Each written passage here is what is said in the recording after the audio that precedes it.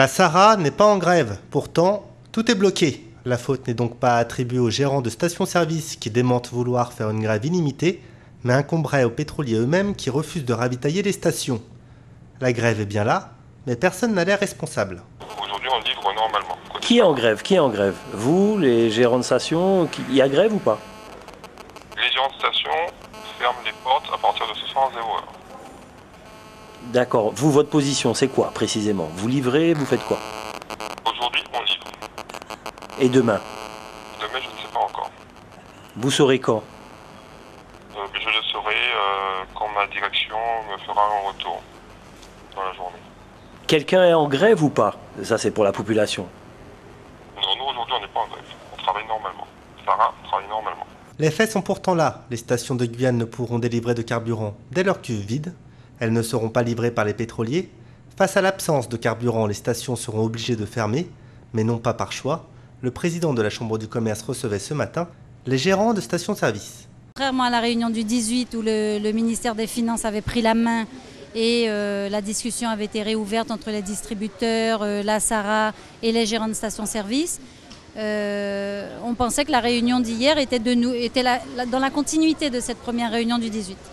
Et il s'avère que le ministère de l'Outre-mer a repris la main sur ce dossier alors que le courant ne passe plus. Je veux dire, aujourd'hui, il y a une situation de blocage entre les pétroliers, la SARA et le ministère de l'Outre-mer. Donc il faut qu'on arrive à trancher, qu'ils arrivent à trancher et qu'ils se disent que pour sortir du conflit, il faut que Bercy ou un autre ministère prenne la relève sur la discussion. Il est important de noter que nos gérants de stations-service, nos entreprises locales qui gèrent les stations-service, ne sont pas à être pris en grippe donc, par la population ou par les chefs d'entreprise.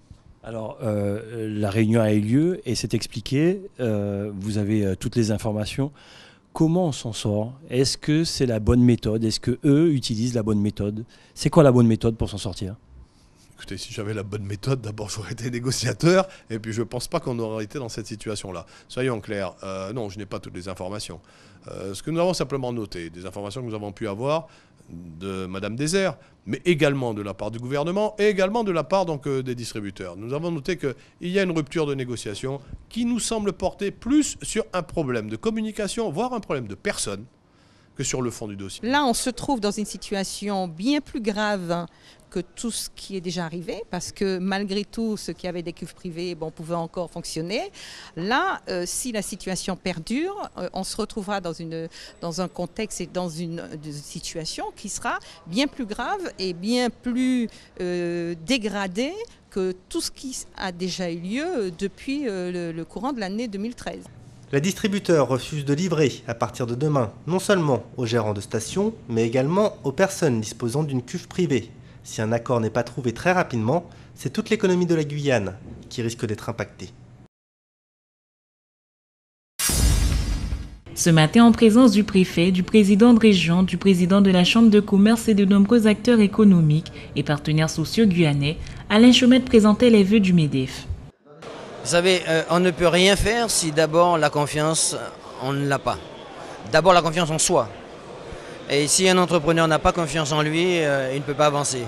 Mais si tous les acteurs économiques, publics, privés, collectivités, tous ceux qui essayent de faire la Guyane, s'ils n'ont pas confiance en eux et n'ont pas confiance entre eux, rien n'avancera. Donc le terme confiance et ambition, d'accord, ces deux termes-là, ils sont indissociables. Et je crois que les vœux que nous souhaitons cette année, c'est d'abord que nous ayons confiance en nous, qu'on se fasse confiance, mais qu'on reste aussi ferme et déterminé dans ce qu'on dit et dans ce qu'on fait, qu'on apporte du dialogue, des explications, faire un peu de pédagogie et que les mesures drastiques de baisse des dépenses publiques soient une réalité et que les mesures que nous demandons, nous, au MEDEF, auprès du gouvernement, soient également une réalité. La baisse des charges, la baisse de la fiscalité, la formation, le pari de créer 1 million d'emplois sur 5 ans, c'est un pari que nous pouvons tenir et je le dis, n'oublions pas les atouts de la Guyane. Nous sommes champions de France de création d'emplois et ça ne suffit pas. Nous sommes champions de France de croissance et ça ne suffit pas.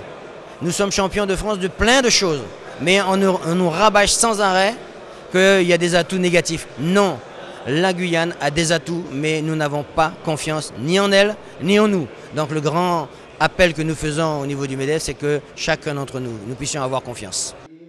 Alain Chaumette préconise la confiance et l'ambition pour l'année 2014, car l'avenir vient de nous-mêmes, dit-il dans son discours. Bilan sur la délinquance. Hier à la préfecture a eu lieu la signature du plan départemental de prévention de la délinquance, le bilan en 2013 et les perspectives pour 2014. Le général Lucas, commandant la gendarmerie nationale en Guyane, se félicitait des efforts menés en 2013 et assurait poursuivre sur cette voie pour 2014. Notre préfet, M. Eric Spitz, quant à lui, tenait à rassurer. Élection municipale ou non, la transparence sur les actions menées sera maintenue quelles que soient les circonstances. Réunion d'information ce matin à Matoury sur l'état des lieux et prévention des risques d'agression en vue des seniors. La police municipale, le service développement social urbain, la gendarmerie ainsi que l'association d'aide aux victimes d'infractions pénales ont pendant plus de 3 heures délivré les précautions à prendre ainsi que les consignes de sécurité aux personnes âgées de Matoury. Mais il en ressort des choses très intéressantes parce qu'il est important effectivement de communiquer là-dessus et notamment de prévenir les risques d'agression. Parce que souvent les personnes âgées qui sont considérées comme un public vulnérable ont un sentiment d'insécurité. Donc il était important de travailler sur cette notion et de surtout voir un petit peu le décalage entre ce sentiment et la réalité des faits et surtout quels sont les conseils aussi qu'on peut leur apporter pour les prévenir justement de ces risques d'agression. Cette réunion d'information permet également à la ville de Matoury de présenter aussi ce qu'elle fait dans le cadre de la prévention de la délinquance et notamment de présenter ce projet de vidéoprotection puisqu'effectivement il y a un certain nombre de caméras qui seront déployées, enfin mises en place au niveau de la ville, notamment au niveau du bourg et de Cognes-la-Mirande et de Balata. Cette matinée d'information rentre dans le cadre des activités organisées en faveur des seniors de Matoury. Mis en place depuis juin 2005, ces réunions se font tous les 3 mois et traitent différents thèmes. Ce qui permet non seulement de les faire sortir du cadre quotidien de chez eux, mais aussi de les informer sur tout ce qui se passe autour dans la ville et puis pour leur bien-être. Vous savez que maintenant, au niveau agression, il n'y a pas seulement qu'à Matoury, c'est partout.